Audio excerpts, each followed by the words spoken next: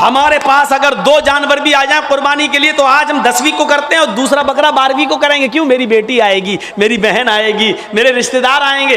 दूसरा बकरा हम 12वीं तारीख को करेंगे अपने रिश्तेदारों को दावत देने के लिए। लेकिन अल्लाह के रसूल ने 100 सुर्ख ऊंटों की कुर्बानी की और एक ही दिन की 10वीं तारीख को। मैं ये नहीं कह रहा हूं 11 को नहीं कर सकते हो, 12 को नहीं कर सकते हो, 13 को नहीं, मैं मना नहीं कर रहा हूं, जायज है। कुल्लु अय्याम तशरीक ज़िब्हुन, अय्याम तशरीक के सारे दिन कुर्बानी के दिन है, मैं मना नहीं कर रहा हूं। लेकिन अल्लाह के रसूल ने 11वीं और 12वीं को और 13वीं को कुर्बानी नहीं की। आपने 100 ऊंट भी ज़िबा किए तो 10 को किए हैं 100, और गोश्त सारा का सारा तकसीम कर दिया। आप कुर्बानी करते हैं ना बकरा ईद पर, कितना बकरा कुर्बानी करते हैं? 1, 2। गाय की कुर्बानी देते हैं, कितने लोग उसमें हिस्सा लेते हैं? 1 गाय में 7। आपने 1 हिस्सा ले लोगे, 2 हिस्सा ले लोगे, 3 हिस्सा ले लोगे, और क्या, या ज्यादा से ज्यादा पूरी गाय कर लोगे। क्या कभी किसी को सुना है कि उसने 100 बकरे कुर्बानी किए हों? नहीं। अल्लाह के रसूल सल्लल्लाहु अलैहि वसल्लम ने 100 ऊंट कुर्बान किए थे बकरा ईद के दिन 10वीं जिलहिज्जा को। कितने ऊंट? 100। और ऊंट नहीं, सुर्ख ऊंट। अरब के अंदर सुर्ख ऊंट की बहुत कीमत है। जो लोग अरब में रहते हैं उनको मालूम है, सुर्ख ऊंट बहुत कीमती होता, बहुत महंगा होता है। जैसे आपके यहाँ कोई बकरा जिसकी खाल पर अगर अल्लाह लिखा हुआ आ जाए या मोहम्मद लिखा हुआ आ जाए तो उसकी कीमत बढ़ा दिया जाता, बढ़ जाती है। 1.5 लाख, 2 लाख, 2.5 लाख। एक मरतबा मैं मार्केट में गया तो आदमी दिखाने लगा कि उसमें लिखा है मोहम्मद लिखा है। हमने कहा चलिए होगा, लिखा होगा, चलिए कीमत क्या है? कहता है 2.5 लाख। मैंने कहा क्यों? कहने लगा मोहम्मद लिखा है। मैंने कहा अच्छा ऐसा करो कि बकरा मुझे दे दो जितने का है, खाल में तुम्हें दे दूंगा। है मैं क्या करूंगा? तो मैंने कहा मैं क्या करूंगा? क्या इस खाल को हम अपने घर रख सकते हैं? इस पर भी गरीब का हक है। क्या बकरे को ज़िबा करने के बाद ये खाल हमारी 2 लाख में बिकेगी, 1.5 लाख में बिकेगी? कहता वो मैं नहीं जानता हूं, मोहम्मद लिखा है, 2.5 लाख का बकरा है। मैंने कहा मैं कह तो रहा हूं कि खाल तू बेच देना जितने की बिके, बकरा 10,000 में हमें दे दे, 12,000 में हमें दे दे। कहने लगा जाइए मौलाना साहब आप हमारा रेट क्यों वो कर रहे हो? लोगों ने एक फजूल की बहस बढ़ा दी। इस पर अल्लाह लिखा है तो इसकी कीमत बढ़ गई, मोहम्मद लिखा है तो इसकी कीमत, जिस पर ये चीज़ें लिखी हुई हो और कम कर दो उसकी कीमत। मेरे भाइयों, किसी हदीस में नहीं आया है कि जिस बकरे पर अल्लाह लिखा हो तो उसको इतने रुपए में खरीदो, और लिखा होता नहीं है। वो हमें और आपको उसका एक नक्श दिखाई देता है। बस ये अलिफ बाल ये लाम पूरी तरीके से देखा जाए तो पूरा लिखा हुआ भी नहीं होगा, उस पर तशदीद बनी होगी, फिर उस पर खड़ा अलिफ होगा, फिर आप पूरी तरीके से अगर देखें तो मिलेगा भी नहीं ऐसा, लेकिन महसूस ऐसा कराएंगे कि देखिए ये अल्लाह। हालांकि देखा जाए तो ये भी अल्लाह ही है। देखिए ये भी अल्लाह ही है। अलिफ, ये अलिफ हो गया ना, और लाम कैसा होता है? ये लाम हुआ, फिर एक और लाम हुआ, फिर ये उसके ऊपर का अलिफ, और ये है। तो देखा जाए ये क्या है? अल्लाह ही है।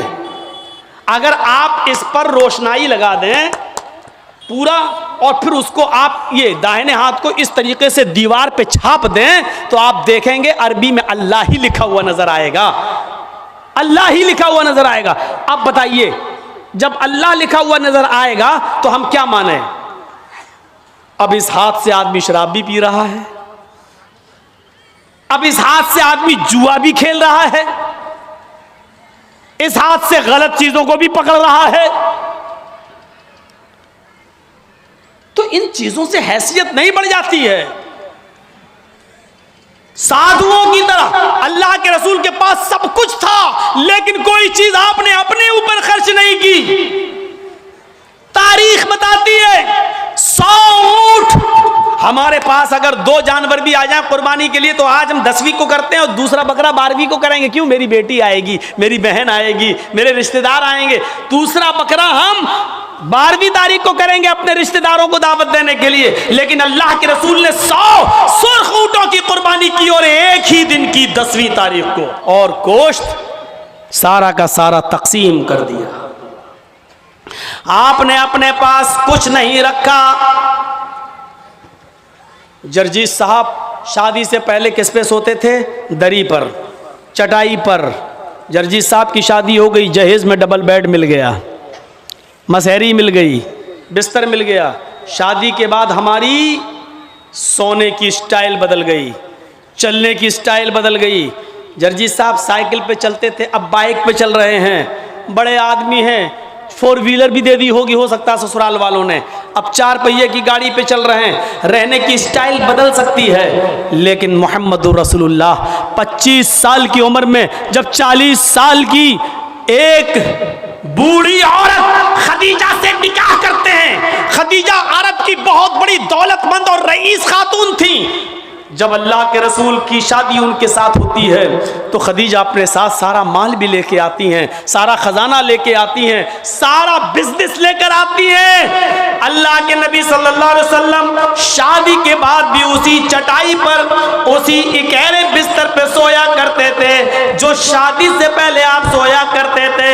आप ताज्जुब करेंगे, एक बार अल्लाह के नबी सल्लल्लाहु अलैहि वसल्लम जिस बिस्तर पे सो रहे थे, हजरत आयशा ने उस बिस्तर पर लेट कर देखा जो काफी गड़ रही थी।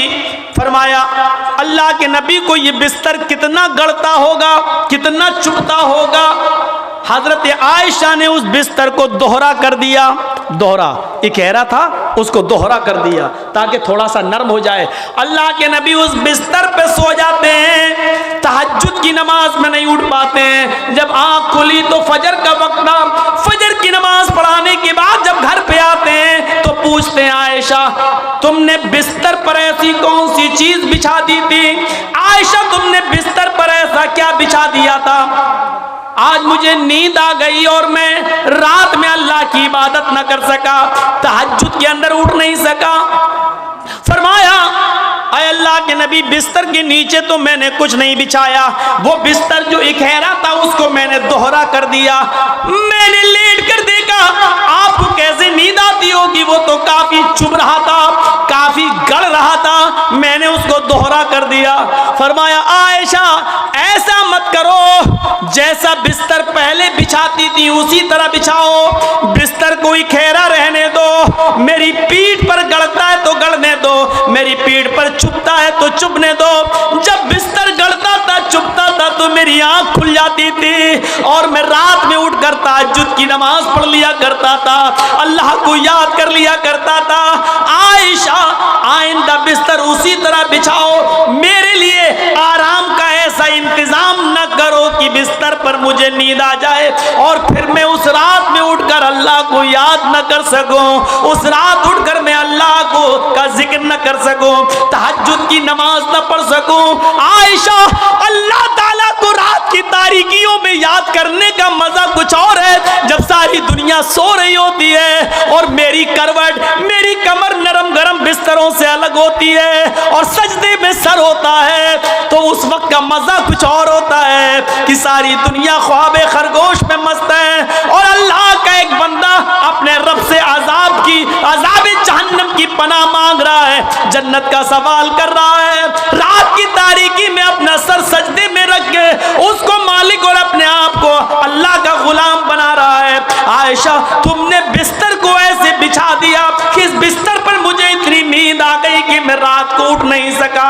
आयशा मुझे इतना आराम न दो कि मैं रात में उठकर अल्लाह को याद न कर सकूं। रहने सहने में शादी के बाद भी कोई फर्क नहीं आया, यहाँ तो शादी के बाद बिस्तर बदल जाते हैं, रहन सहन की स्टाइल बदल जाती है, रहने सहने का तरीका बदल जाता है, उसमें प्रमोशन हो जाता है, तरक्की हो जाती है। लेकिन मोहम्मद रसूलुल्लाह की जिंदगी पे नजर डालो कि अल्लाह के नबी ने शादी से पहले जिस बिस्तर पे लेटते थे शादी के बाद भी उसी बिस्तर पर, जबकि खदीजा की दौलत नबी के कदमों पे थी, लेकिन अल्लाह के नबी ने खदीजा की दौलत को अपने ऊपर इस्तेमाल नहीं किया।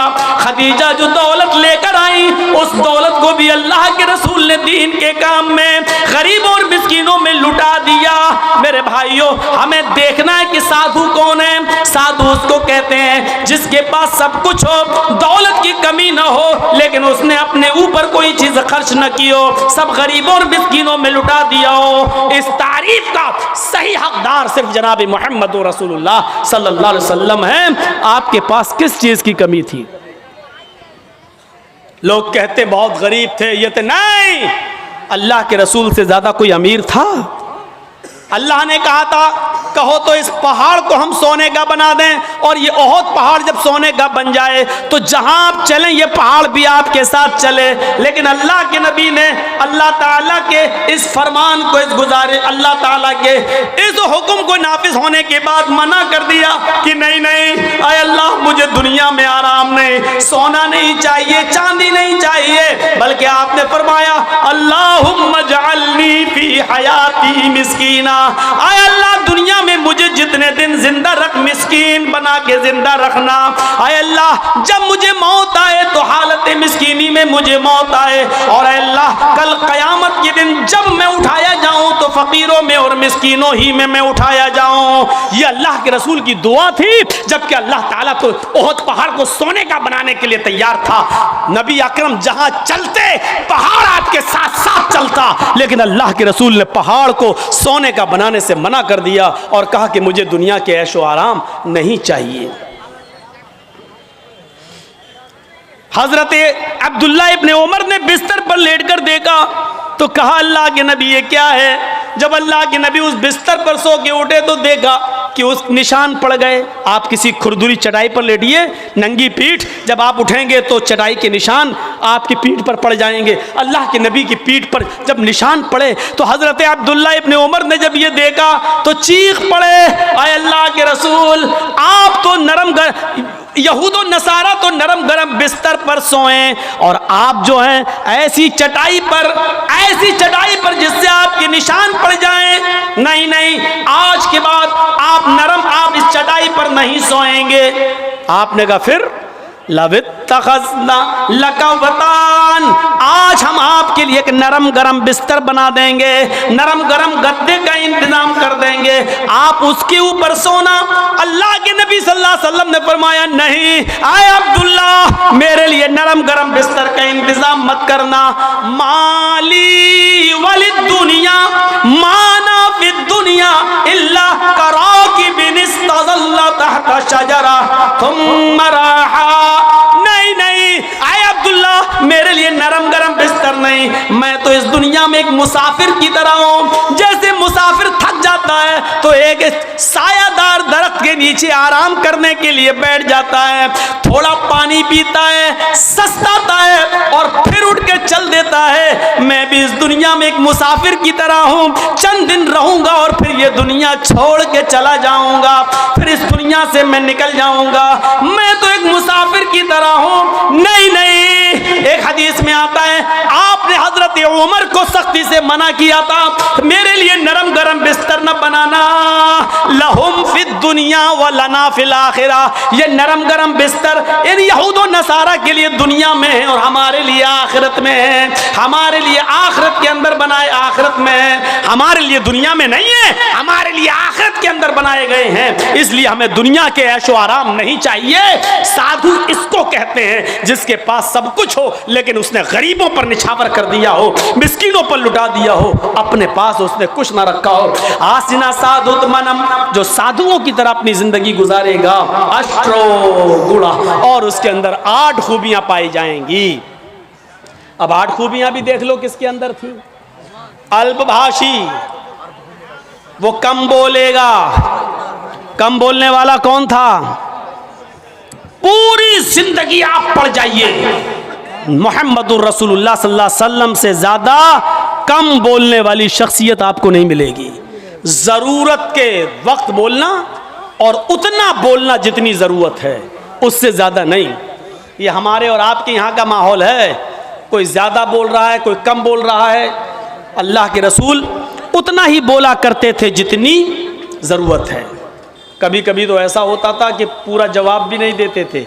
कम बोलने का हाल ये था कि एक मर्तबा कुछ यहूदी अल्लाह के नबी के पास आए। मुस्लिम शरीफ किताबुस्सलाम पढ़िए चैप्टर। नबी अकरम के घर पे आए, दरवाजे को दस्तक दी, अल्लाह के रसूल ने दरवाज़ा खोला, यहूदियों ने सलाम किया। तर हकीकत वो सलाम नहीं था, बल्कि उस सलाम के अंदर छिपी हुई बद्दुआ थी। उन यहूदियों ने आते ही कहा अस्सलामु अलैकुम या रसूल अल्लाह, अस्सलामु अलैकुम। क्या कहा? अस्सलामु अलैकुम, लेकिन कहा ऐसे अस्सलामु अलैकुम या रसूल अल्लाह। अरे अल्लाह के रसूल, आप पर मौत हो। अस्सलामु अलैकुम नहीं कहा उन्होंने, सलामती हो, बल्कि क्या कहा? अस्सलामु अलैकुम, मौत हो आप पर, बर्बाद हो जाएं आप। तो अल्लाह के रसूल सल्लल्लाहु अलैहि वसल्लम समझ गए, आपने सुन लिया। इन यहूदियों ने अस्सलामु अलैकुम नहीं कहा, बल्कि इन यहूदियों ने क्या कहा? अस्सलामु अलैकुम। तो अल्लाह के रसूल ने इतना कम जवाब दिया, मुख्तसर, चूँकि आप कम बोलते थे, आपने उसका बहुत ही शॉर्ट में जवाब दिया, वालेकुम। यहूदी झिलमिला गए। यहूदियों ने कहा अस्सलामु अलैकुम, मौत हो आप पर। आपने उसके जवाब में सिर्फ इतना कहा वालेकुम, तुम पर हो, यानी जो तुम मुझ पर भेज रहे हो वो तुम पर हो। हजरत आयशा ने जब सुना तो उन्होंने अंदर से पर्दे की ओर से चीखते हुए कहा वालेकुमुस्सलाम या यहूद व लानतुल्लाह। आए यहूदियों, मेरे शौहर पर तुम मौत भेजते हो, तुम पर मौत हो और अल्लाह की लानत हो। तो अल्लाह के रसूल ने हजरत आयशा को डांटा था और कहा था आयशा ये तुमने गलत किया, आयशा तुम्हें ऐसा नहीं करना था। हजरत आयशा ने कहा अल्लाह के रसूल आपने सुना नहीं, आप पर मौत भेज रहे हैं वो। अल्लाह के नबी ने कहा आयशा क्या तुमने सुना नहीं, मैंने उनको क्या जवाब दिया? उन्होंने कहा अस्सलामु अलैकुम, मैंने कह दिया वालेकुम। जो उन्होंने मुझ पर भेजा मैं उनको भेज चुका हूं, मैं उनको बोल चुका हूं। तुमने अपनी तरफ से ज्यादती की है, गलत किया, जाओ माफी मांगो तुम। मेरे प्यारे साथियों, तसव्वुर करें आप अल्लाह के नबी कितना कम बोलते थे। कम बोलने को अपनी आदत बनाइए, जरूरत के तहत बोलिए, क्योंकि ज़बान से ही अक्सर गुनाह होते हैं। ज़्यादा ज़बान इस्तेमाल करोगे फिसलेगी। इसलिए हज़रत अबू बकर सिद्दीक कभी कभी कान में मिसवाक लगाते थे। यह मिसवाक, नमाज का टाइम हुआ, मिसवाक किया, फिर कान में लगा लिया। इस मिसवाक को एक बार अपने दाहिने हाथ में पकड़े और ज़बान खींच रहे थे ऐसे, और मिसवाक ज़बान पे मार रहे थे ऐसे। हज़रत उमर ने कहा ये क्या कर रहे हो? कहा इस ज़बान को सज़ा दे रहा हूं। कहा किस बात की?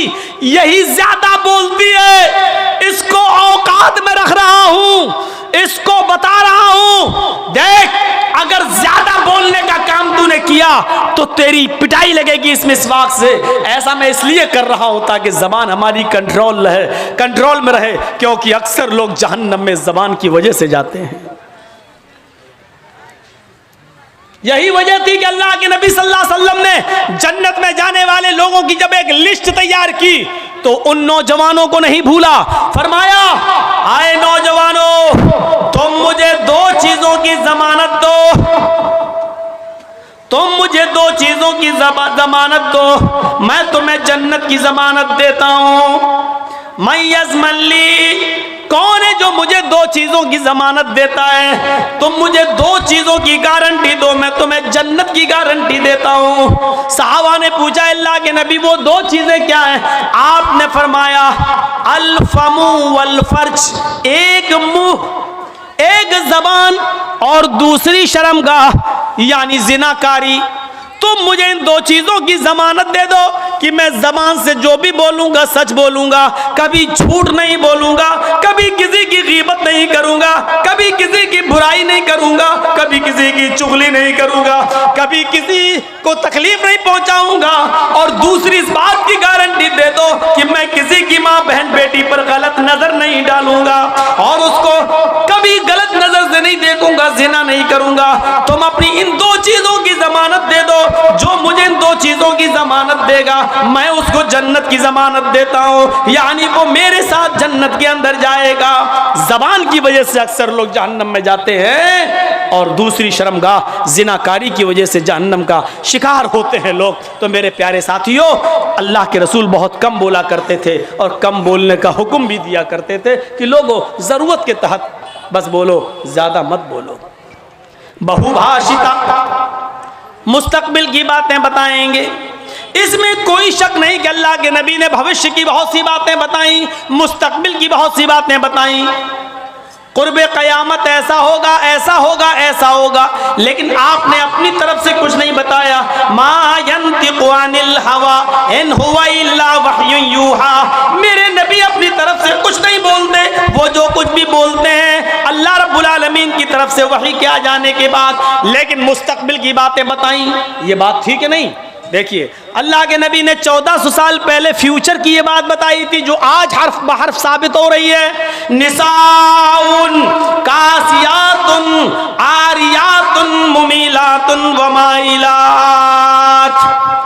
एक ऐसा जमाना आ जाएगा, एक ऐसा जमाना आ जाएगा कि तुम देखोगे लोगों को, तुम देखोगे औरतों को, तुम देखोगे लेडीज को, तुम देखोगे ख्वातीन को, तुम औरतों को देखोगे कासियात, देखने में तो वो कपड़े पहने हुए दिखाई देंगी, बज़ाहिर तो उनके जिस्म पर कपड़ा होगा। आरियात, लेकिन हकीकत में वो बरहना होंगी, हकीकत में वो नंगी होंगी। कपड़ा तो पहनेंगी, लेकिन कपड़ा पहनने के बावजूद वो नंगी होंगी, वो बरहना होंगी। आज उनके कपड़े देख लो, छोड़िए शादियों का हाल, जलसे में आने वालियों को देख लो। ईद और बकरीद के दिन औरतों के पहनावे देख लो, और अपनी जवान बच्चियों को देख लो जिनकी उम्र 10 साल से बड़ी है। याद रखिएगा, 10 साल से बड़ी लड़की के ऊपर पर्दा फर्ज हो जाता है। 10 साल से बड़ी लड़की का फिर सर का एक बाल भी किसी गैर मर्द को नहीं दिखना चाहिए। हमारी नजरों में बहुत मामूली बात है, छोटी है। अल्लाह के रसूल ने फरमाया था, जब तुम्हारा बेटा 7 साल का हो तो उसको नमाज का हुक्म दो, और 10 साल का हो तो नमाज के लिए ज़बरदस्ती करो, ना पढ़े तो उसको मारो पीटो। 10 साल के बाद कुरान और हदीस के सारे अहकाम नाफिज हो जाते हैं। आजकल 10-11 साल की लड़कियां बालिग हो रही हैं। टीवियों पर सीरियल ऐसे आ रहे हैं, मोबाइलों में ऐसी ऐसी वाहियात चीजें यूट्यूब वगैरह पर, फेसबुक पर आ रही हैं कि इनको देखकर हमारी लड़कियां जो कभी 16-17 साल में बालिग होती थीं, आज 11-12 साल की उम्र में बालिग होने लगी हैं। और यानियत फैल चुकी है, शर्म हया ताक पर रखी जा चुकी है। वरना तसव्वुर कीजिए, एक कपड़ा जो जिस्म से चिपका हो, आपके पैरों से चिपका हुआ हो, और वो कपड़ा आपके घुटने और रान से होते हुए आपकी कमर तक आए, जिसको आप लेगी कहें, और इसके ऊपर एक कुर्ती पहन ली जाए, और इस तरीके से मार्केट में, बाजार में शॉपिंग की जाए, ऐसी औरत को आपकी नजर में फैशन परस्त कहा जा सकता है। लेकिन मोहम्मदुर रसूलुल्लाह की नजर में ये लड़की, ये औरत नंगी है, नंगी है, नंगी है। ये कपड़े, भैया जिसको जाना हो जल्दी जाओ यहां से, और जिसको उठना हो अभी उठ जाओ। ड्रामा करके रख लिया है। और भी अभी जिसको जाना हो चले जाओ, अभी बाद में मैं नहीं उड़ने दूंगा, चाहे पेशाब यही निकल जाए। जाइए, अभी निकल जाइए जिसको जाना हो। आरियात हमारी नजरों में फैशन परस्त हैं, लेकिन अल्लाह के रसूल ने ऐसी औरतों को क्या कहा? नंगी। मैंने नहीं कहा, पूछो इन उलमा से आरियात का मतलब क्या होता है। कासियात कपड़े पहनेंगी, आरियात लेकिन नंगी होंगी। ऐसी औरतों के बारे में कहा है नंगी होंगी। ये हाफ आस्तीनों के कपड़े यहां चल रही है, ये खुला हुआ है। साड़ियां चल रही तो ऐसी कि यहां तक का ब्लाउज पहने हुए हैं, ये खुला है, पेट खुला हुआ है।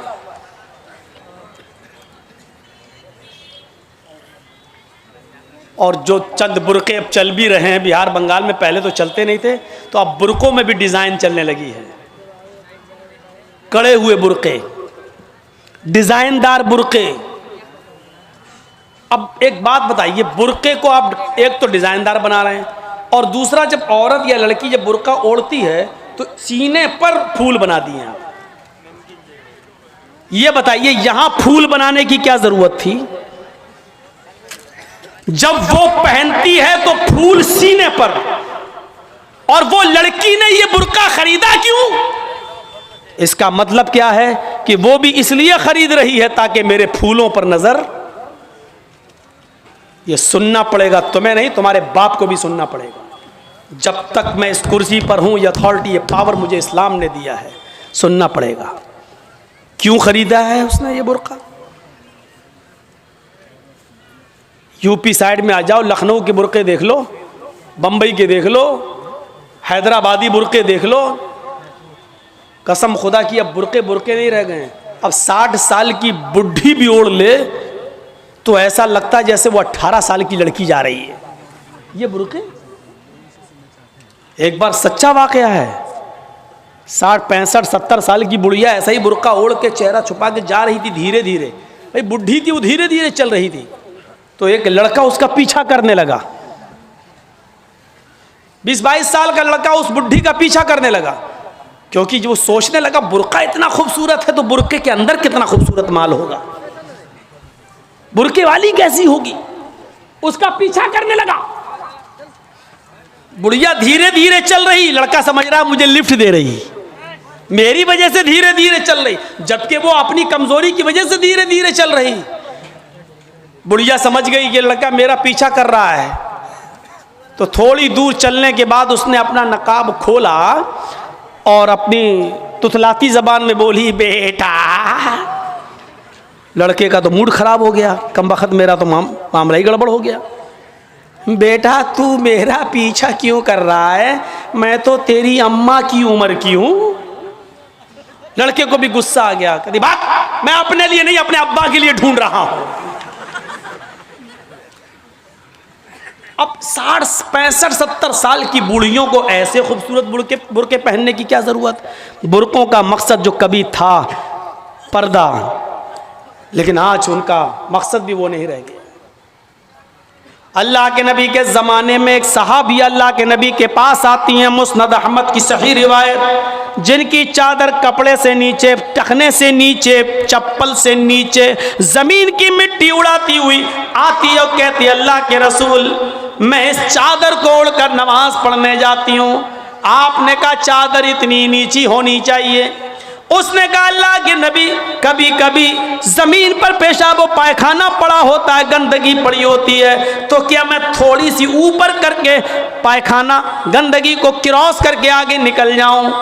आपने कहा नहीं, दाएं से निकल जा, बाएं से निकल जा। कहने लगी दाएं भी मर्द बैठे होते हैं, बाएं भी मर्द बैठे होते हैं, मुझे उसी गंदगी के ऊपर से निकलना है। अल्लाह के रसूल इजाजत दे दीजिए, मैं थोड़ा सा ऊपर कर लूं और निकल जाऊं, उसके बाद नीचे कर लूंगा। जब गंदगी को क्रॉस कर लूंगी तो चादर में नीचे कर लूंगी। अल्लाह के नबी कहते हैं अगर मर्द दाएं बैठे हैं, बाएं बैठे हैं, तो तू उसी गंदगी के ऊपर से निकल जा। कहने लगी अल्लाह के रसूल वो गंदगी मेरी चादर में लग जाएगी, आप मुझे ऊपर उठाने की इजाजत नहीं दे रहे हैं। टखने से ऊपर, चप्पल से ऊपर चादर उठाने की इजाजत क्यों नहीं दे देते? आपने कहा नहीं, चादर उठाने की इजाजत, चप्पल से भी ऊपर चादर उठाने की इजाजत नहीं दूंगा। कहा अल्लाह के रसूल फिर उस चादर में पेशाब और पायखाना लग जाएगा। आपने कहा लग जाने दे। कहने लगी हाय अल्लाह के रसूल उसी चादर को तो ओढ़कर मैं नमाज पढ़ती हूँ मस्जिद में। जब ऊपर औरतों का अलग इंतजाम होता है या पर्दे में औरतों का इंतजाम होता है तो मैं इसी चादर को ओढ़े ओढ़े नमाज पढ़ती हूँ। आपने कहा उसी चादर को ओढ़कर नमाज पढ़ ले। कहने लगी उसमें पेशाब और पायखाना लग जाएगा, क्या उसी और चादर को ओढ़कर नमाज पढ़ लूं? आपने फरमाया हाँ। आए औरत जब पेशाब और पायखाना पायखाना तेरी चादर में लगेगा। जब तू आगे बढ़ेगी तो तेरी चादर जमीन पर पड़ी हुई मिट्टी से रगड़ खाएगी, क्योंकि तेरी चादर नीचे है। जब पेशाब और पायखाना उसमें भर जाएगा, जब तू आगे बढ़ेगी तो जमीन पर पड़ी हुई मिट्टी पर तेरी चादर रगड़ खाएगी, और जमीन पर पड़ी हुई मिट्टी से रगड़ने की वजह से जमीन की पाक मिट्टी तेरी चादर को पाक कर देगी। लेकिन तुझे चादर उठाने की इजाजत नहीं, उसी चादर में तू नमाज पढ़ ले। गंदगी लगती है तो लग जाने दे, आगे बढ़ेगी तो जमीन पर पड़ी हुई पाक मिट्टी तेरी चादर को पाक कर देगी। मेरे भाइयों, पेशाब और पायखाना देखकर भी अल्लाह के रसूल ने औरत को चादर उठाने की इजाजत नहीं दी। मेरी बहनों, तुम्हारे दिल कैसे गवारा कर लेते हैं। जलसों में भी चूड़ियां खरीदने के लिए, बैलून्स खरीदने के लिए, जलेबियां खरीदने के लिए तुम किस तरीके से लेडीज पिंडाल से निकलकर तुम बाजारों में घूम लेती हो। शर्म आनी चाहिए। तुम्हारे कलेजे और तुम्हारे दिल कैसे गवारा कर लेते हैं कि लड़के और लड़कियां एक जगह शॉपिंग करें, दुकानदारी करें, खरीदारी करें। ये तुम्हारे कलेजे, तुम्हारे ज़मीर कैसे गवारा कर लेते हैं। जबकि अल्लाह के नबी फरमाते हैं, ला यखलुअन्न रजुलुम बिमरातिन इल्ला कान सालिसुहुम शैतान। कोई मर्द किसी औरत से तन्हाई में न मिले, कोई मर्द किसी औरत से अकेले में न मिले कि उसमें तीसरा शैतान होता है, उसमें तीसरा बहकाने वाला शैतान होता है। मेरे भाइयों, इस्लाम का कानून यही है, इस्लाम का निजाम यही है। एक औरत, उसका शौहर मर चुका है, औरत के पास बहुत ज्यादा पैसा है, वो हज करना जाना चाहती है, शौहर इंतकाल कर गया, अब औरत अकेले हज करने नहीं जा सकती है, जबकि मुस्तती है, साहिब इस्तिताअत है, हज करने जाना चाहती है, अच्छा काम करने जाना चाहती है। इस्लाम कहता है कि तेरा शौहर नहीं है तो भाई के साथ जा, भाई नहीं है तो बाप के साथ जा, बाप नहीं है तो बेटे के साथ जा, लेकिन किसी महरिम का होना जरूरी है, उसके साथ जा। चीख कर औरत कहती है, कोई नहीं है, मेरे पास दौलत है। अल्लाह के नबी कहते हैं, फिर दौलत संभाल कर अपने पास रख। अगर तेरा भाई नहीं है, बेटा नहीं है, शौहर नहीं है, बाप नहीं है, कोई महरिम नहीं है, तो तू अकेले हज करने नहीं जा सकती है। नहीं, अय अल्लाह के नबी, मेरा पड़ोस में बड़ा अच्छा नेक हाजी नमाजी नेक आदमी रहता है, मैं इसको भाई बना लेती हूँ, चली जाऊं। फरमाया, नहीं नहीं, मुंह भोले भाई को भाई बनाकर उसके साथ तुम हज करने नहीं जा सकती हो, इसलिए कि अपने मुंह से किसी को भाई बोलने से वो तुम्हारा सगा भाई नहीं हो जाएगा, अपने मुंह से किसी को बेटा बोल देने से वो बेटा नहीं हो जाएगा। तुम किसी को बेटा बोल दो, भाई बोल दो, जो चाहो बोल दो, लेकिन इस्लाम ये कहता है कि उसके साथ भी औरत को इजाजत नहीं है कि वो हज करने जाए। अगर कोई नहीं है तो मत जाओ, लेकिन इस्लाम इस बात की इजाजत नहीं देता है कि तुम अकेले जाओ या किसी को बहन, किसी को भाई या बेटा बना कर जाओ, इस बात की इजाजत नहीं देता। इस्लाम एक इबादत में, हज जैसी इबादत में भी औरत को किसी गैर मर्द को मुंह बोले भाई और मुंह बोले बेटे के साथ भी जाने की इजाजत नहीं देता। तो मेरे भाइयों, जब खाने काबा में जाने की इजाजत नहीं देता है, सफा मरवा की सई की इजाजत नहीं देता है, इतनी खूबसूरत इबादत की इजाजत नहीं देता है, तो बाजारों में अकेले घूमकर शॉपिंग करने की इजाजत कैसे देगा? फिर बाजार के अंदर औरत को अकेले जाने की इजाजत कैसे देगा? इतनी खूबसूरत इबादत करने की इजाजत नहीं देता है, इतनी खूबसूरत इबादत करने की इजाजत नहीं देता है, तो मेरे भाइयों, फिर औरत को बाजारों में घूमने की इजाजत कैसे देगा? फिर बाजार में घूमने और बाजार में सैर व तफरीह की इजाजत कैसे देगा? हमारी माँ बहनों को इस बात को सोचना चाहिए, गौर करना चाहिए, संजीदगी से इसको लेना चाहिए। एक जमाना था, हजरत फातिमा कह रही हैं, आए अली, मैं इतनी बीमार हूँ, इतनी बीमार हूँ, लगता नहीं कि इस बीमारी में मैं बच पाऊंगी। आए अली, अगर मुझे कुछ हो जाए, अगर मेरा इंतकाल हो जाए, आए अली, तो मुझे दिन के उजाले में दफनाने मत ले जाना, रात की तारीकी कि मैं ईशा की नमाज के बाद मुझे कब्रिस्तान में दफन करना। हजरत अली ने कहा, अय फातिमा ऐसा क्यों कह रही हो? अगर तुम्हारा इंतकाल सुबह फजर के बाद हो तो क्या ईशा तक हम तुम्हारे जनाजे को रखेंगे, मिट्टी को रखेंगे? तुम्हारे बाप का, तुम्हारे अब्बू का फरमान है कि मैयत को जल्दी कब्रिस्तान ले जाओ, फिर मैं लेट कैसे करूं? फरमाती हैं, आए अली, आए मेरे प्यारे शौहर, मुझे रात में ही ले जाना। मेरी बात को गिरा बांधो, मेरी बात को मजबूती से पकड़ लो, मेरी वसीयत को याद रखना। चाहे मेरा इंतकाल कभी भी हो, लेकिन मुझे ईशा के बाद दफनाना, मुझे दिन के उजाले में कब्रिस्तान न ले जाना। आए अली, मैं नहीं चाहती हूँ कि मेरे मुर्दा जिस्म पर पड़े हुए कफन पर भी किसी गैर मर्द की नजर पड़े। मैं अपने कफन पर भी किसी गैर मर्द की नजर नहीं पड़ने देना चाहती हूँ। आए अली, मुझे रात में ले जाना, दिन के उजाले में नहीं। मैं नहीं चाहती कि मेरे कफन पर भी किसी गैर मर्द की नजर पड़े। मेरे भाइयों, इंतकाल के बाद निकाह जायज नहीं है, इंतकाल के बाद शादी नहीं होती है, लेकिन इंतकाल के बाद भी अपने जिस्म को तो छोड़ो, अपने कफन को भी किसी गैर मर्द को देखने की इजाजत नहीं दे रही है। ये था हजरत फातिमा का पर्दा। इस पर्दे की रोशनी में मेरी बहनों, अपने गरीबानों में झांक कर देखो, अपने गरीबानों के बटन खोलो और तलाश करो हम कहाँ खड़े हैं, हमारा पर्दा क्या है, हमारी इज्जत व आबरू क्या है। आज हम हमारे चेहरों का हर गज़ो नाकस देख रहा है। कल तक हमारे इन खूबसूरत गालों को कभी आसमान की निगाहों ने भी नहीं देखा था, चांद और सितारों ने भी नहीं देखा था, और आज जो चाहता है देख लेता है। हर गज़ो नाकस जिसको चाहो आज वो बड़ी आसानी से हमारी बहनों बेटियों का दीदार कर रहा है। और एक और बात, जितना अमीर बाप है, जितना अमीर बाप है, जितना भी बाप अमीर मिलेगा आपको, आप देखिएगा उसकी बेटी उतने ही कम कपड़े पहने हुए होगी। किस बात का अमीर है तू? काहे का अमीर है तू? अपनी बेटी को 5 मीटर का कपड़ा लाकर नहीं दे सकता है तो काहे का अमीर है तू? कंजूस और बखील बाप। अल्लाह ताला ने इन अमीरों को ऐसी सजा दी है, ऐसी सजा दी है। कल तक ये गरीबों की लड़कियों को डांस कराया करते थे, आज अल्लाह ताला ने इन अमीरों की लड़कियों के जिस्मों से कपड़े उतार कर उनको लोगों की नजरों को दीदार करने पर मजबूर कर दिया।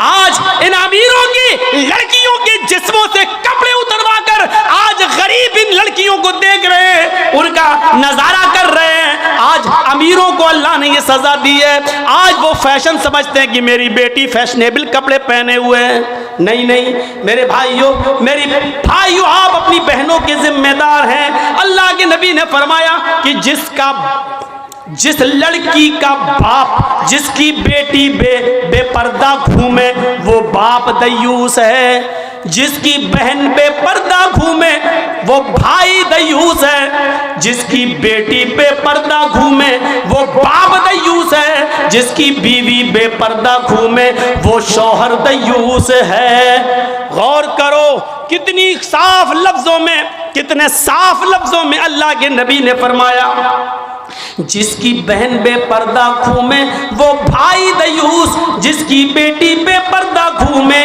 वो बाप दयूस, जिसकी बेटी बेपर्दा घूमे वो बाप दयूस, जिसकी बीवी बेपर्दा घूमे वो शौहर दयूस।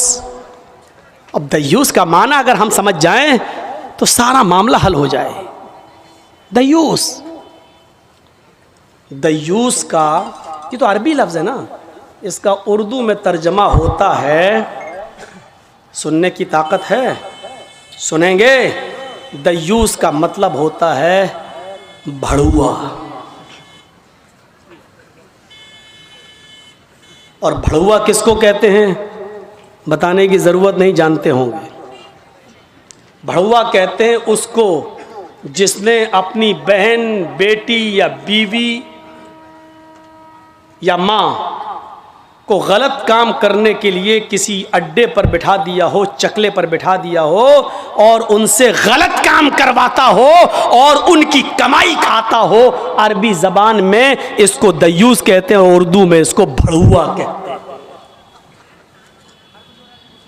कितना सख्त जुमला इस्तेमाल किया अल्लाह के रसूल ने मौलाना जर्जीस को। आप कह रहे होंगे ये क्या हो गया इसको। अल्लाह के नबी ने कहा जिसकी मां बेपर्दा घूमे और बेटा अपनी मां की बेपर्दगी पर कुछ ना बोलता हो वो बेटा भड़ुआ। जिसकी बीवी बेपर्दा घूमे और शौहर अपनी बीवी की बेपर्दगी पर कुछ ना बोले वो शौहर भड़ुआ। जिसकी बहन बेपर्दा घूमे और वो भाई अपनी बहन की बेपर्दगी पर खामोश रहे वो भाई भड़ुआ। और जिसकी बेटी बेपर्दा घूमे और बाप अपनी बेटी की बेपर्दगी पर खामोश रहे वो बाप भड़ुआ। दयूस कह दो मौलाना चलेगा, भड़ुआ मत कहो, अच्छा नहीं लग रहा है।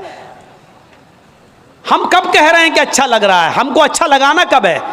जब अच्छा ही लगने लगे तो फायदा क्या है? इंजेक्शन ऐसे लगाओ दर्द ना हो। वाह साहब, ऐसा हो सकता है कि इंजेक्शन लगे और दर्द ना हो? इंजेक्शन भी लगवाना चाहते हो और दर्द भी नहीं चाहते हो, तब तो होम्योपैथिक दवा ले लो, मीठी गोलियां खा लो जो मरने के बाद फायदा करती है। होम्योपैथिक दवा के बारे में यही मशहूर है, बहुत लेट फायदा करती है, तो हमने कह दिया मरने के बाद फायदा करती है। लेकिन सिस्टम मिल जाए तो जादू की तरह भी फायदा करती है, बहुत जल्दी भी करती है। तो जब आपको मीठी गोलियां ही खाना है होम्योपैथिक दवा, तो फिर मत कराओ तकरीरें, और तकरीर करा रहे हो तो सुनो, सुनना पड़ेगा। कितने लोग हैं आज जो अपनी बीवी की बेपर्दगी पर सवाल उठाते हैं? कितने ऐसे हैं जिनकी बेटियां आज बेपर्दा घूमती हैं और वो बाप अपनी बेटियों को डांटते हैं? अगर माँ बाप अपनी बेटियों को सही से जिम्मेदारी निभाने लगे तो आज एक भी लड़की के पास एंड्रॉयड मोबाइल ना हो। हमारी 18-20 साल की लड़की जिसकी शादी नहीं हुई घर पे रहती है, उसके हाथ में एंड्रॉयड मोबाइल चीख चीख के बता रहा है कि बाप की तरबियत में कमी है, बाप अपनी बेटी पर पूरा का पूरा हुक्मरान नहीं है, हाकिम नहीं है। या ये कह रहा है बेटी के हाथ में वो एंड्रॉयड मोबाइल चीख चीख के कह रहा है ये बाप ना कह रहा है, बेटी के आगे बाप की नहीं चल रही है, बाप मजबूर हो चुका है।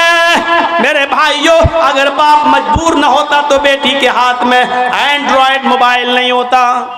क्या जरूरत है बेटी के हाथ में देने की? वो तो घर में रहती है, क्यों चलाएगी साहब? आपकी बेटी 18-20 साल की क्यों फेसबुक चलाएगी? क्यों व्हाट्सएप चलाएगी? क्यों मैसेंजर चलाएगी? और आप कैसे अपनी बेटी को फेसबुक और मैसेंजर और व्हाट्सएप चलाने के लिए ढील दे सकते हैं? कैसे? आपका ये दिल कैसे गवारा कर लेता है? आप जिम्मेदार हैं। हमारी ये बेटियां कल बच्चों की माएं बनेंगी, शादी के बाद इनको अपने बच्चों की तरबियत करना है। मां के कदमों के नीचे जन्नत बताई गई है, हालांकि ये कोई हदीस नहीं है, एक मकूला है, लेकिन बच्चे अपने मां के कदमों के नीचे जन्नत कैसे ढूंढें? ये आजकल की मां के कदमों के नीचे जन्नत है? जिसको खुद नहीं मालूम कि कदम मेरे कहां हैं, उसके कदमों के नीचे बच्चे जन्नत ढूंढेंगे? हमें सोचना है, हमें अपनी बेटियों की तरबियत करना है। इमाम अहमद इब्न हंबल अपनी मुस्नद के अंदर एक वाकया नकल करते हैं कि एक सहाबिया थी, उनके घर में एक बच्चा पैदा हुआ। एक सहाबिया थी, उनके घर में एक बच्चा पैदा हुआ। जब बच्चा पेशाब करता था तो पानी का लोटा उस बच्चे की शर्मगाह पे डाल देती थी। जैसी बच्चे ने पेशाब किया वो पानी लाती और शर्मगाह पे डाल देती। वो सहाबिया कहती हैं मेरा बेटा जब चलने के लायक हुआ, पहला दिन था उसका चलने का, पहला दिन था मेरे बेटे के चलने का, पहला दिन था मेरा बेटा खड़े होकर जब चला, मेरे बेटे को जब पेशाब की जरूरत महसूस हुई तो उसने पानी का बर्तन देखना शुरू कर दिया। माँ कहती है कि मैं देख रही थी अपने बेटे को, जब भी वो पेशाब करता था तो मैं पानी उसकी शर्मगाह पे डाल देती थी। आज देखती हूँ मेरा बेटा चल रहा है, देखती हूँ ये क्या करता है। जब बेटा पहला दिन चलने के लायक हुआ, पहला दिन था, तो बेटे ने पानी का प्याला उठाया और दोनों हाथ से पकड़कर धीरे धीरे चला और एक कोने में जाकर बैठ गया। पेशाब किया और पेशाब करने के बाद वो पानी का प्याला अपनी शर्मगाह पे डालने लगा। उसको इस्तिंजा करना नहीं आता था, उसको धोने का तमीज भी नहीं मालूम था, उसको पता ही नहीं, लेकिन वो वैसा ही कर रहा है जैसी उसकी माँ ने उसको बताया। जैसे उसकी माँ उसके साथ कर देती थी, वो पानी का प्याला उठाकर अपनी शर्मगाह पे डाल लिया और खाली प्याला लेकर अपनी माँ के पास आ गया। माँ की आंखों में आंसू आ गए, आसमान पर नजर डालकर कहती है फुज़्तु बिरब्बिल काबा, काबे के रब की कसम में कामयाब हो गई, अल्लाह की कसम में कामयाब हो गई। अपने बच्चे को जो सिखाना चाहती थी मेरे बच्चे ने वो सीख लिया। मैं अपने बच्चे को जो तरबियत देना चाहती थी मेरे बच्चे ने वो तरबियत हासिल कर ली। मुझे उम्मीद है कि मेरा बच्चा कभी नापाक नहीं रहेगा, मेरा बच्चा जब भी पेशाब करेगा तो पानी जरूर ले जाएगा और इस्तिंजा करेगा। उस जमाने की माएं अपने बच्चों को बचपन से ये आदतें डलवाती थी, और आजकल की माँ देख लो अपने बच्चे का अंडरवियर नेकर उतार कर कहती बेटा यहाँ खड़े होकर पेशाब कर ले। ये माँ अपने बच्चों को क्या तरबियत देंगी, जबकि नेपोलियन ने कहा था कि mother's lap is first college for children. माँ की गोद ये बच्चे का पहला मदरसा होती है, पहली यूनिवर्सिटी माँ की गोद है। जो बच्चा अपनी माँ की गोद से तरबियत हासिल करके नहीं निकला वो किसी यूनिवर्सिटी से तरबियत हासिल नहीं कर सकता है। आज भी देख लो किशनगंज में भी यूनिवर्सिटियां होंगी, किशनगंज में भी कॉलेज होंगे, उस कॉलेज से बीए, एमए, पीएचडी, एमबीबीएस और एमडी की डिग्री लेकर निकलने वाले बच्चों की तादाद भी बहुत होगी। लेकिन उन्हीं बच्चों को देखिए खड़े होकर सड़क के किनारे पैंट की चैन खोलकर धार मार रहे होंगे, पेशाब कर रहे होंगे। ये इन यूनिवर्सिटियों के फारिगीन स्टूडेंट हैं जो फारिग होकर निकले, जिनको एमडी करने के बाद, एमबीबीएस करने के बाद भी पेशाब करने की अकल नहीं आई है। इनसे तो बेहतर वो कुत्ता है जो कम से कम पेशाब करता है तो एक टांग तो उठा लेता है ताकि उसके ऊपर छींटे ना आए। इन्होंने यूनिवर्सिटी से पढ़ने के बाद भी ये कुत्ते से भी बदतर बनकर निकले हैं। वो यूनिवर्सिटी इनको इंसान नहीं बना सकी, वो कॉलेज उनको इंसान नहीं बना सके, वो स्कूल इनको इंसान नहीं बना सके। एमडी पीएचडी करने के बाद भी आज कुत्तों से बुरी तरह पेशाब करते हुए नजर आएंगे। कह लेने दीजिए मुझे कुत्ता, गधा, जो कुछ भी बोलता हूं मैं सब। आज मुझे इजाजत दीजिए मेरे भाइयों, कहो कि जानवरों की इजाजत मत बोलो, हम लोग इंसान हैं। कुरान ने भी जानवरों की मिसालें दी हैं। उलाइका कल अनआम बल हुम अज़ल, ये चौपायों की तरह हैं बल्कि उनसे भी ज्यादा गए गुजरे। कुरान ने कहा है ये चौपायों की तरह है बल्कि उनसे भी ज्यादा गए गुजरे, उनसे भी ज्यादा गए गुजरे। जब कुरान ने मिसाल दी है तो हम क्यों नहीं मिसाल दे सकते हैं? अपने बारे में सोचो, सोचो। हैं अब्दुल कादिर जिलानी बगदादी रहमतुल्लाह अलैह की तारीख कौन नहीं जानता, जिनको आज लोग बड़े पीर साहब के नाम से भी जानते हैं, जिनके नाम पर 11वीं की बिरयानी की डेग भी बनाते हैं। वो अब्दुल कादिर जिलानी जब 12 साल के थे, उनकी माँ ने उनको एक काफिले के साथ भेजा था, कहा बेटे हालात कितने भी सख्त हो लेकिन झूठ कभी मत बोलना।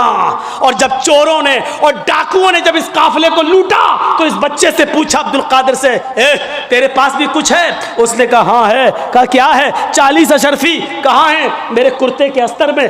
अस्तर को फाड़ के देखा तो 40 अशरफी मिली। पूछा बेटा ये तो ऐसी जगह छिपी हुई थी, किसी को पता नहीं, तूने क्यों बता दिया? लड़के ने जवाब दिया, मेरी माँ ने मुझे चलते वक्त नसीहत की थी कि बेटा हालात कितने भी खराब हो लेकिन कभी झूठ मत बोलना। मैंने अपनी बात, माँ की बात मानी है। चोरों का, डकैतों का, डाकुओं का असर खत्म होता है और रोने लगते हैं और कहते हैं ये बच्चा अपनी माँ की इतनी बात मानता है कि ऐसे मोड़ पर भी उसने अपनी माँ की नाफरमानी नहीं की, हम तो अपने रब की नाफरमानी कर रहे हैं। सारा सामान जो लूटा था सबको वापस कर दिया और सारे के सारे चोरों ने, डाकुओं ने तौबा कर ली। मेरे प्यारे साथियों, एक बच्चा जब अपनी माँ का फरमाबरदार बनता है और माँ की बात मानता है तो माँ की दुआ तमाम डकैतों को तौबा करने पर मजबूर कर देती है। मेरे प्यारे साथियों, ये माँ की तरबियत थी जिसने अब्दुल कादिर जिलानी को एक बुजुर्ग के रूप में पैदा किया है, एक बुजुर्ग के रूप में देखा है। ये माँ की तरबियत थी। और एक उस माँ की तरबियत पर नजर डालो कि जब सुल्तान डाकू को फांसी हुई, जब सुल्तान डाकू को फांसी के तख्ते पर लटकाया गया तो उससे पूछा गया तुम्हारी आखिरी तमन्ना क्या है? उसने कहा मेरी आखिरी तमन्ना यह है कि मेरी फांसी मेरी माँ के सामने मुझे दी जाए। उसकी माँ को बुलाया गया, कहा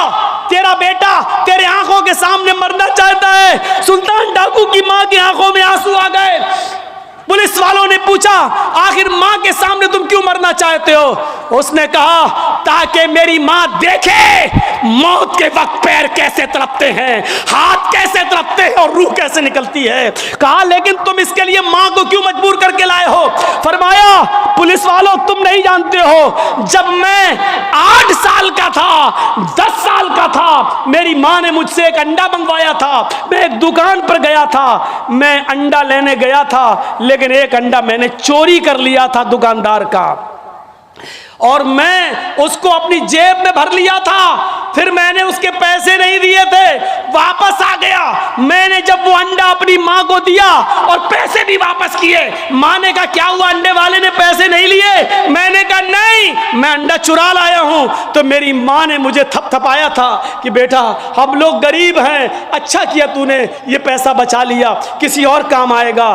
फिर यहीं से मुझे चोरी की आदत पड़ती है, मेरे हौसले बढ़ते हैं, फिर मैं डाकू बनता हूं, फिर मैंने लोगों का माल लूटा, और जब लोगों ने नहीं दिया तो मैंने उनकी जानें ली। फिर मैं बहुत बड़ा लुटेरा बन गया, और इतना बड़ा लुटेरा बना के पकड़ा गया, और कानून ने मुझे फांसी की सजा दी। अगर मेरी मां ने मुझे अंडा चुराते वक्त जब मैं घर पे लाया था, उसी वक्त एक थप्पड़ मारा होता और अंडे वाले को देकर माफी मांग ली होती, तो आज मैं इतना बड़ा चोर नहीं बनता, आज इतना बड़ा मैं डाकू नहीं बनता, आज मैं इतना बड़ा लुटेरा नहीं बनता। ये मेरी मां की तरबियत थी जिसने मुझे फांसी के तख्ते पर चढ़ा दिया। वो मंजर शायद आपको याद हो जिसको इमाम बैहक़ी ने अपनी सुनन के अंदर नकल किया है कि एक यहूदी मुहम्मदुर रसूलुल्लाह सल्लल्लाहु अलैहि वसल्लम के गले में फंदा डालता है, कपड़ा डाल देता है और उसको ऐंठने लगता है। यहाँ तक पहुँच गया, गला दबने लगा। तब उसने कहा, आए मोहम्मद सल्लल्लाहु अलैहि वसल्लम, मेरा कर्ज दो। आपने जो कर्ज लिया था मुझसे, वो मेरा कर्ज वापस करो। अल्लाह के नबी सल्लल्लाहु अलैहि वसल्लम ने जो जवाब दिया उसको सुनिए। आए यहूदी, मैंने 1 हफ्ते के लिए कर्ज लिया था और मैंने ये वादा किया था कि 1 हफ्ता पूरा होगा तो मैं तुम्हारा कर्ज अदा कर दूंगा। आज 5वां दिन है, अभी वादे को पूरा होने में 2 दिन बाकी हैं। 2 दिन के अंदर अंदर मैं तुम्हारा कर्ज दे दूंगा। उस यहूदी ने कहा, मोहम्मद आज ही चाहिए, मुझे आज ज़रूरत है। अल्लाह के नबी कहते हैं कि आज तो नहीं है मेरे पास, 7 दिन का वादा था, 5 दिन हुए हैं, 2 दिन तुम पहले मांग रहे हो, 2 दिन पूरे हो जाने दो, जब मैं नहीं दूं तब आप कहना, मैंने आज तक वादा खिलाफी नहीं की। उसने कहा, ठीक है, आपने वादा किया था 7 दिन का, लेकिन मुझे आज ज़रूरत है, मुझे आज चाहिए। आपने कहा, अर्जेंट मांग रहे हो, कहाँ से दे दूं? उसने कहा, मैं उठने नहीं दूंगा, आप यहीं रहिए, जब तक आप मेरा कर्ज नहीं देंगे मैं जाने नहीं दूंगा। आप वहीं बैठ गए। गौर कीजिए, जिस जगह पर खुद आपकी हुकूमत हो, आप ही का हुक्म चलता हो, बस्ती पर पूरा कंट्रोल आपका हो, और उसी बस्ती में एक मामूली सा यहूदी नबी को कह दे कि मैं उठने नहीं दूंगा। क्या ये तसव्वुर कर सकते हैं आप? क्या आप अपने इलाके में नीतीश कुमार से कह सकते हो कि यहाँ बैठ जाओ, जाने नहीं दूंगा? क्या यूपी के अंदर हम योगी से कह सकते हैं बैठ जाओ, हम उठने नहीं देंगे? क्या दिल्ली में आप केजरीवाल से कह सकते हैं बैठ, मैं उठने नहीं दूंगा? जिस बस्ती पर हमारा नियंत्रण हो, कंट्रोल हो, और उसी बस्ती में हमसे यह कहा जा रहा हो कि मैं उठने नहीं दूंगा, पहले मेरा कर्ज अदा करो, और आप बैठ जाते हैं।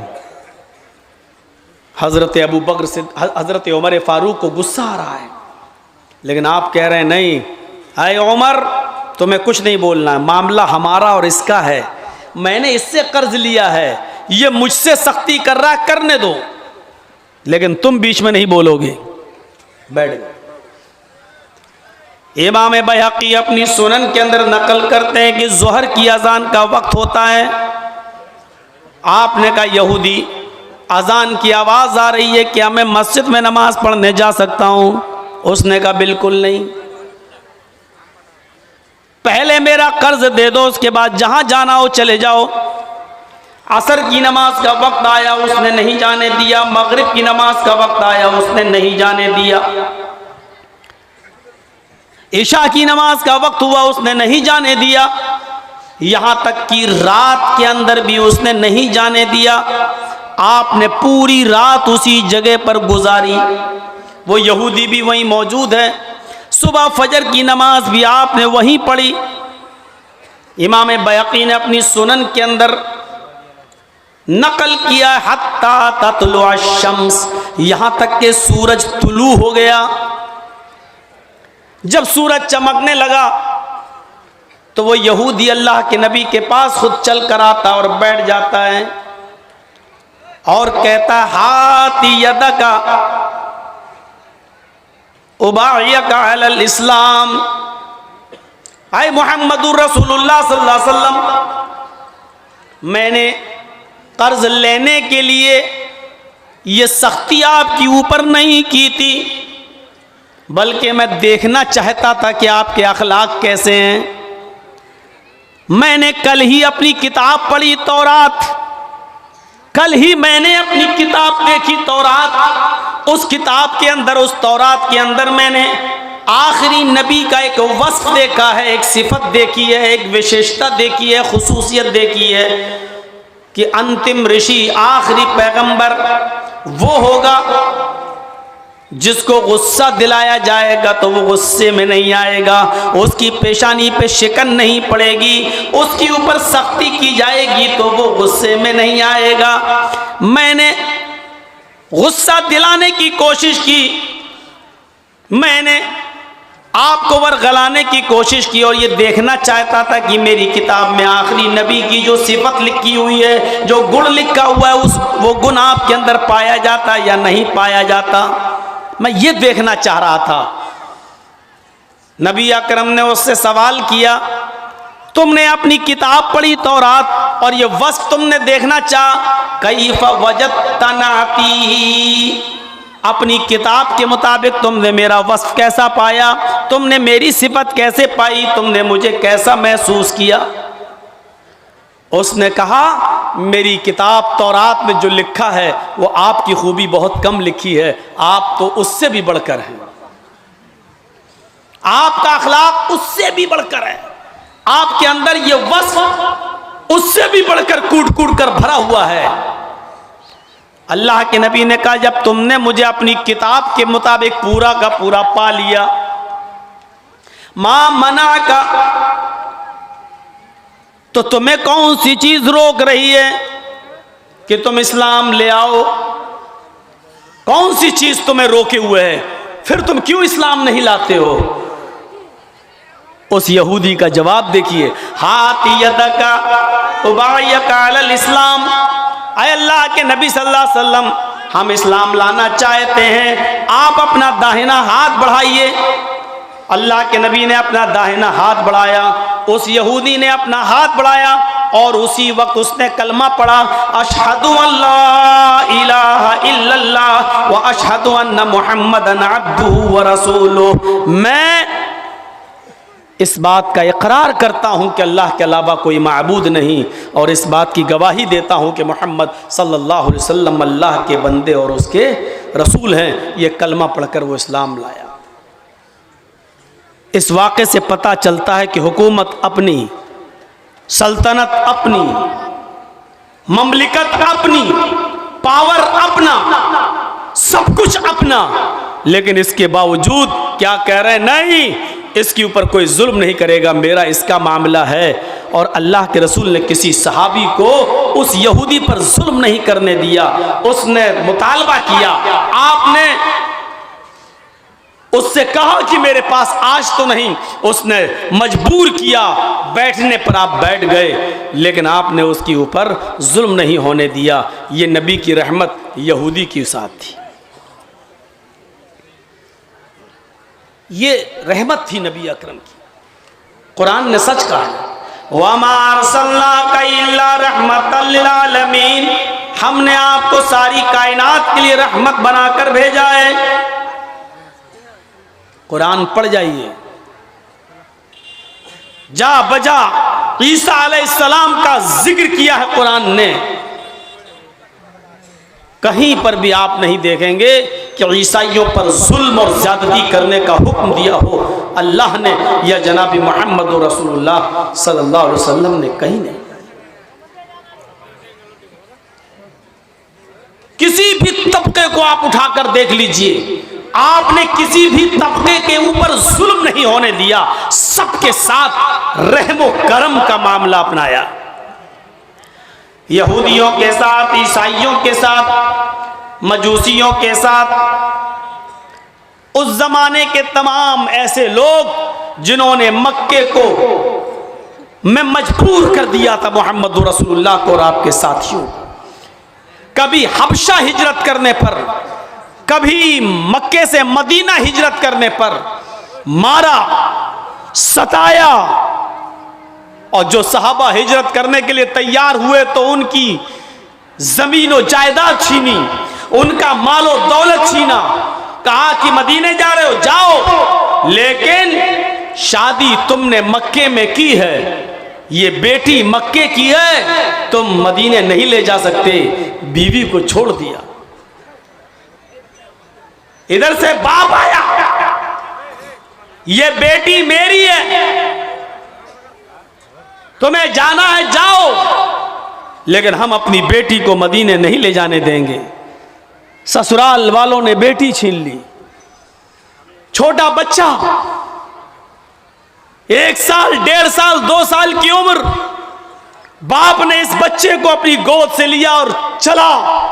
उधर से लड़के के माँ बाप आ गए, नहीं, ये बच्चा हमारे खानदान का चश्मो चिराग है, हम तुम्हारी शादी नहीं करवाते तो ये बच्चा नहीं आता, तुम इस बच्चे को भी बददीन बनाओगे, मोहम्मद के रास्ते पे चलाओगे, ये अपने बाप दादा का दीन छोड़ देगा, तुम्हें जाना है तो जाओ, लेकिन बच्चे को हमारे हवाले कर दो। बीवी को ससुराल वालों ने ले लिया, बच्चे को अपने घर वालों ने छीन लिया, लेकिन हिजरतों के सताए हुए, मालो दौलत जिनका ले लिया गया, वो बीवी बच्चे भी जिनके छीन लिए गए हो, इन्होंने सारी कुर्बानियां दी, लेकिन मदीने पहुंचे। मक्के वालों ने जुल्म की इतने पहाड़ तोड़े थे कि मोहम्मद रसूलुल्लाह जब मक्का छोड़कर मदीने की तरफ रवाना हो रहे थे तो आखिरी दीदार खाने काबा का आप कर रहे थे, तो खाने काबा का गिलाफ पकड़कर ये कह रहे थे, ऐ काबा, मुझे तेरे बाशिंदों ने मजबूर कर दिया, जुल्म सितम कर करके हमें और हमारे साथियों को मजबूर कर दिया मक्का छोड़ने पर। ऐ काबा, अगर मुझे इस शहर के बाशिंदों ने मजबूर न किया होता तो मैं तुझे छोड़ के कभी न जाता। आपने उस काबे का आखिरी दीदार किया और आंखों में आंसू लेकर काबे को का दीदार करके वहां से निकल जाते हैं और मक्का छोड़कर मदीना की तरफ पहुंच जाते हैं। लेकिन एक दिन जब मक्का फतह होता है और उसकी बागडोर जनाब मोहम्मद रसूलुल्लाह के हाथ में आती है, खाने काबा में घुस जाते हैं, हजरत अली के कांधे पर सवार हैं, छड़ी आपके हाथ में है, खाने काबा को पाक करने की जरूरत पड़ती है। सबसे पहले उन्हीं 360 मूर्तियों को हटाया जाता है, क्योंकि उसी को हटाने के लिए और उसी खाने काबा में तौहीद का डंका बजाने के लिए मोहम्मद को खातिमुन नबीयीन बनाकर भेजा गया था। इसलिए आज मक्का फतह हो गया है, मक्के से मूर्तियों का निकाला जाना, बुतों का निकाला जाना जरूरी था। मक्के में घुस जाते हैं, खाने काबा की एक एक मूर्ति को गिराते जाते हैं, एक एक मूर्ति पर लाठी मारते हैं, वो जमीन पर गिरती और टूट जाती। एक एक मूर्ति को छड़ी से गिराते जाते और कहते जाते जा अल हक व ज़हक़ल बातिल इन्नल बातिल कान ज़हूक़ा। हक आ गया और बातिल मिट गया, और बातिल को तो मिटना ही था। जब आपने मूर्तियों से खाने काबा को साफ कर दिया तो उस मौके पर एक सहाबी थे हजरत सहल, खड़े होकर कहने लगे, आए मक्के के काफिरों तैयार हो जाओ, आज तुम्हारी भी गर्दनें उड़ाई जाएंगी। तुमने हमारी गर्दनें उड़ाई थी, तुमने हमारे बीवी बच्चों को सताया था, हमें मक्का छोड़ने पर मजबूर किया था। आज इंतकाम के लिए तैयार हो जाओ, आज हम बदला लेंगे, आज हम भी इंतकाम लेंगे।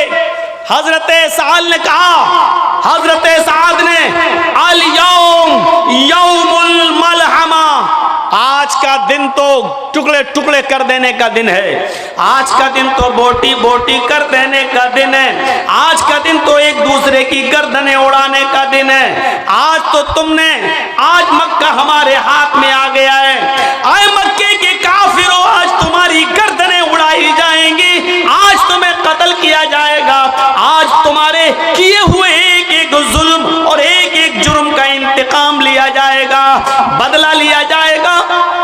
जैसे हजरत साद ये पुकारते हैं, दूसरी जगह मोहम्मद रसूलुल्लाह सल्लल्लाहु अलैहि वसल्लम बैठे हुए थे, वो फरमाते नहीं, आए मक्के के काफिरों, तुम्हें साद के इन जुमलों से डरने की जरूरत नहीं है, आज तुम्हारे ऊपर कोई खौफ नहीं है, आज तुम्हें डरने की कोई जरूरत नहीं है। साद ने तो इंतकाम की भावना में कह दिया कि आज का दिन बदले का दिन है, आज के दिन गर्दनें उड़ाई जाएंगी, बल अल यौम यौमुल मरहमा, आज का दिन बोटी बोटी करने का नहीं, आज का दिन तो रहमो करम करने का दिन है, आज का दिन तो आफू दरगुजर का दिन है, आज का दिन तो एक दूसरे को माफ कर देने का दिन है, आज का दिन तो एक दूसरे को नजरअंदाज कर देने का दिन है, आज का दिन तो एक दूसरे को माफी देने का दिन है। आओ अपने जुर्मों की माफी मांगो, हम माफ करने के लिए तैयार हैं। और आपने